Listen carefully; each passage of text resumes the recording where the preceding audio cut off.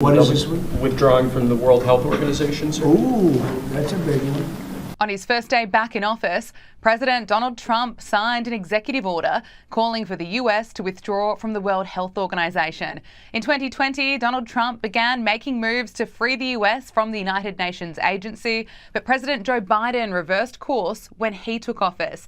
Now Donald Trump is president again. He's wasted no time signing the order, which declares that the Secretary of State shall immediately inform the Secretary General of the United Nations and the leadership of the World Health Organization of the withdrawal. Now, Trump's order calls for the Secretary of State to pause the future transfer of any United States government funds, support or resources to the World Health Organization, and also to recall and reassign US government personnel or contractors working in any capacity with the organization. Now, Donald Trump previously labelled the World Health Organization as a corrupt globalist scam. The World Health Organization has become nothing more than a corrupt globalist scam paid for by the United States but owned and controlled by China. When the China virus reached our shores 3 years ago, the World Health Organization disgracefully covered the tracks of the Chinese Communist Party every single step of the way. The World Health Organization has responded to the move, saying it regrets the announcement that the United States of America intends to withdraw from the organization.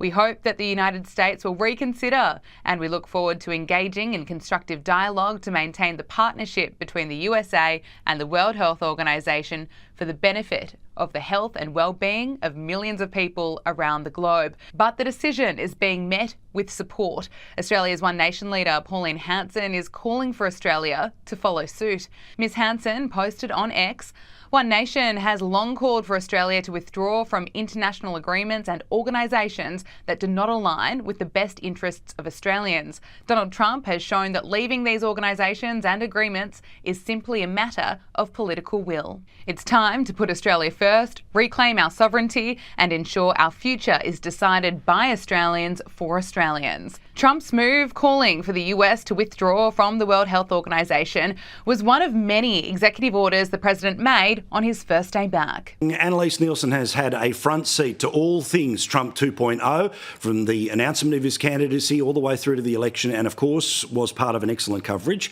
if I do say so ourselves, at Sky News from the middle of the night to now the end of the night here.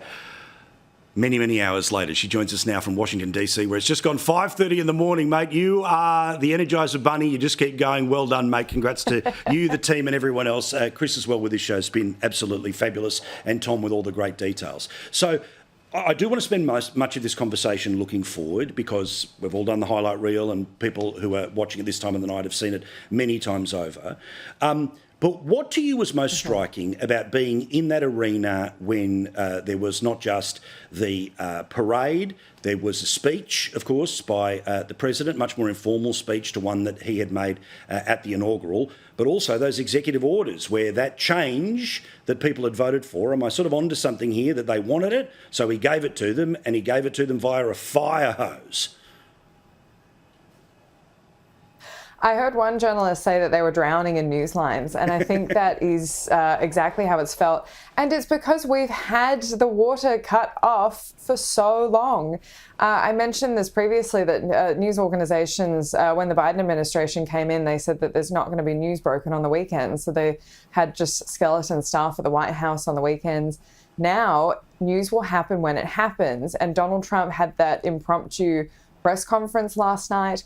This is what people expect from the White House. And for 4 years, they've had this kind of drip feeding of information from an administration that said that they were the most transparent administration in history. Last night, when Donald Trump had his press conference, his press secretary, Caroline Leavitt, was saying, this is what transparency looks like. And that is true. As he was signing the executive orders, he was taking questions from reporters and he was really answering them. And so this is going to be the new normal. There will be news broken when it breaks. This will be reactive. And I'm sure it's not always going to be as amenable as it was yesterday. I'm sure there'll still be tense moments. We saw that in the past. There were times when we saw that apparently Donald Trump ordered every single journalist off the White House campus and his staff had to distract him because they simply can't do that.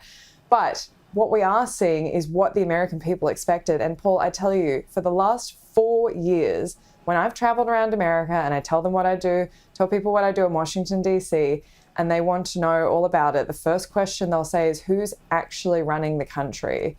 From today, everyone knows who's running the country. It's Donald Trump.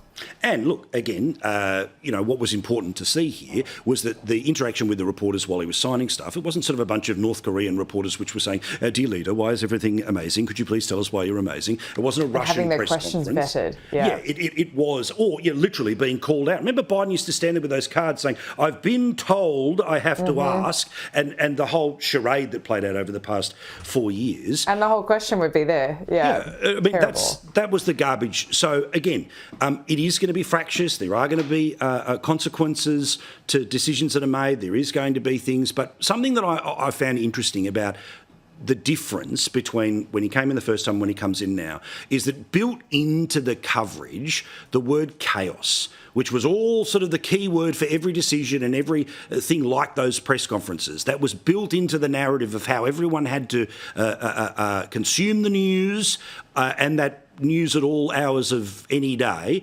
That doesn't exist this time around, does it? Because not only does he know what he's doing, but he's got a professional series of people around him who are his people. He had to compromise with staff at the start, and he was bumping into the furniture. But he's got people around him, including the person who ran his campaign, Susie Wiles, who is an absolute genius at making sure you shut down leaks, keep things focused, and keep things on the message of the day.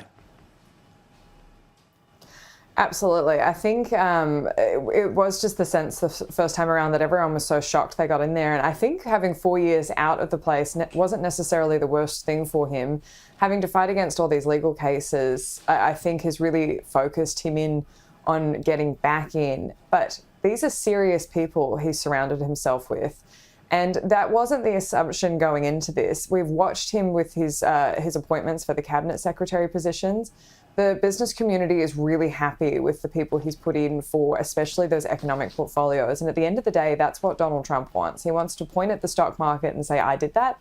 And every American, 60% of Americans have at least some kind of investment in the stock market through 401k, retirement savings or some other investment mechanism. So the stock market does matter. There'll be people that tell you that this is a rich people thing. It's not. It's a really ordinary American thing. But also just having gas prices come down. That is huge. I cannot tell you how many small business owners I've talked to over the last year. And when they all work on small margins and just put their heart and souls into businesses, it'll often be the transportation costs, the thing that kills them. And so to say that we're going to start getting oil drilling back, we're going to get in a position where we're not having Russian oil going through around all these sanctions and actually costing the American taxpayer more at the end of the day. These are all things that are going to make a huge difference. And also just the signaling of Trump coming back in and saying, I care about business, we're doing this. We're going to see more investment coming into America to keep Trump happy. That's a good thing for Americans, and it's a good thing for the economy. It's going to be what changes the tone of everything. Same with immigration. The tone matters, and he's already set that tone.